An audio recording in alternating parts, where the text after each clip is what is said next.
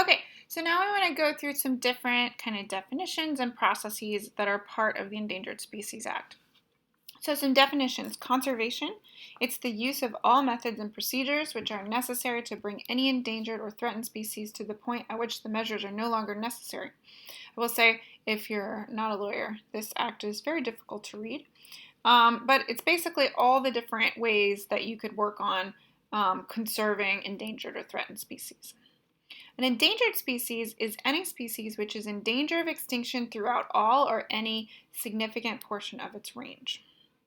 A threatened species is likely to become endangered within the foreseeable future. All right, so before I go on, I want to point out that when we talked about the IUCN Red List, there was very strict criteria for what was critically endangered, what was endangered. There were exact probabilities, exact population size, exact range sizes. The Endangered Species Act is not like that at all. So we've got these definitions, but they're kind of vague, and they have lots of other parts of them that are not defined. So, for example, in danger of extinction. How endangered?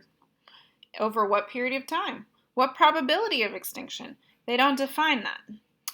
They also talk about this significant portion of its range. They did define this, and then a court threw out their definition, and now there's no longer a definition. But there's no definition in the actual act. And then threatened within the foreseeable future. Well, how long is that? I don't know.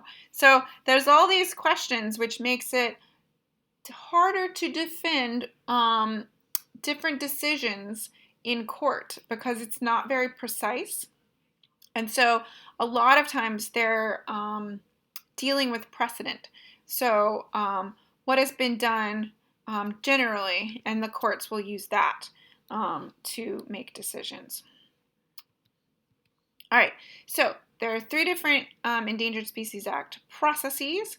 Listing, so we have to decide which species are endangered and which are not.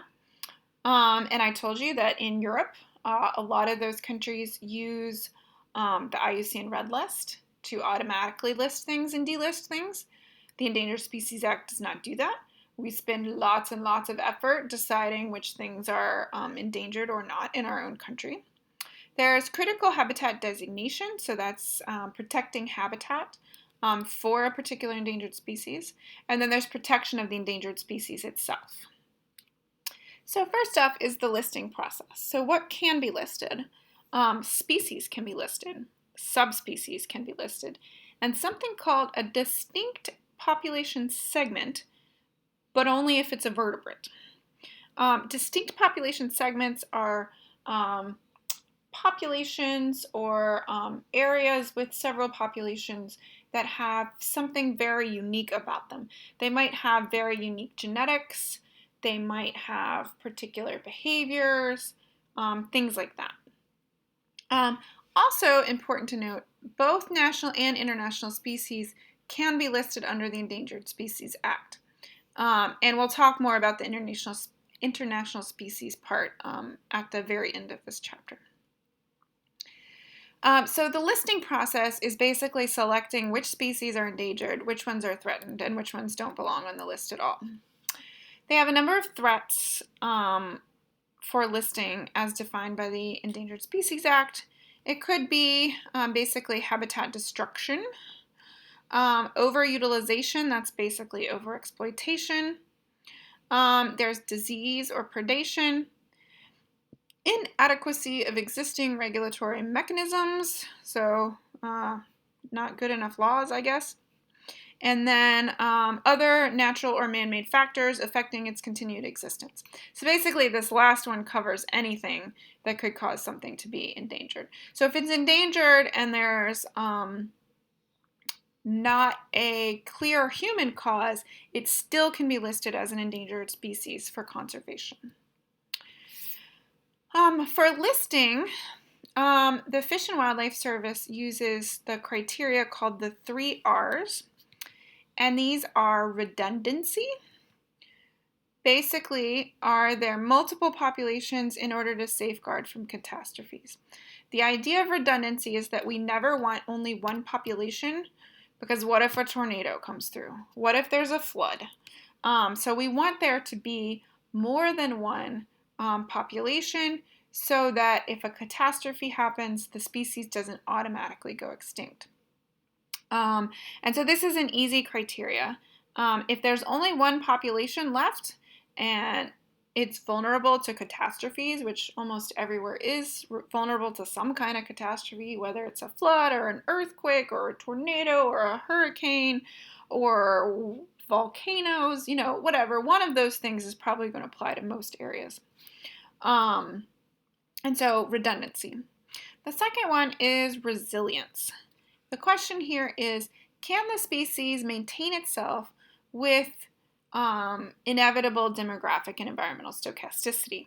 So with normal variation or even abnormal variation, is the species going to persist for a reasonable amount of time?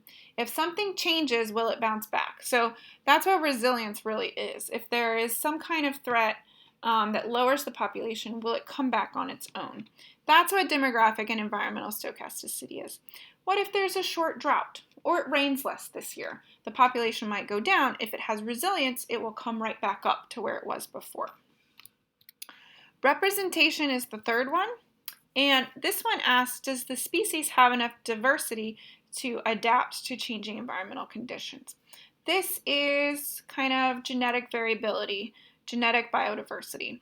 And the idea here is, do we have enough genes in the population for it to continue on and evolve into the future? This is the process by which listing occurs. So most of the time, they receive a petition. So some organization sends in a petition and says, hey, why isn't this species on the Endangered Species Act list? I think it should be endangered. So they're supposed to get 90 days to review this petition, and they can say that it's not substantial or substantial. Substantial just means that they think that the person that wrote the petition has a good point, so we should review all the evidence. If there's no good evidence, initial evidence, that it should be endangered, then they mark it as not substantial. If it's substantial, they then do a status review. They have to issue a 12-month finding, and they have to decide, is it warranted to be listed or not warranted? Sometimes they will say that it's warranted but precluded, and that puts it on a candidate list. It means that they think it probably should be listed as endangered, but they don't have enough resources to actually protect it. So they put it on this candidate list and don't actually move forward with listing right away, at least. And every several years, these need to be reassessed. They may also independently come up with a list that needs status surveys and put them into this candidate list as well. If they decide that a species should be listed, they publish a proposed rule. There's a 60-day comment period, and then they hold a hearing if it's requested. And then there is a final rule about either yes, it gets listed, or no, it does not. And the rule can also be withdrawn. So this is the basic process. Unfortunately, so it says there's a 90-day rule and a 60-day rule, 12-month findings. There's all these different time periods. But the Fish and Wildlife Service and NIMFs as well are very overloaded. So a lot of times they have a very difficult time reaching these time periods. Then what often happens is conservation organizations sue.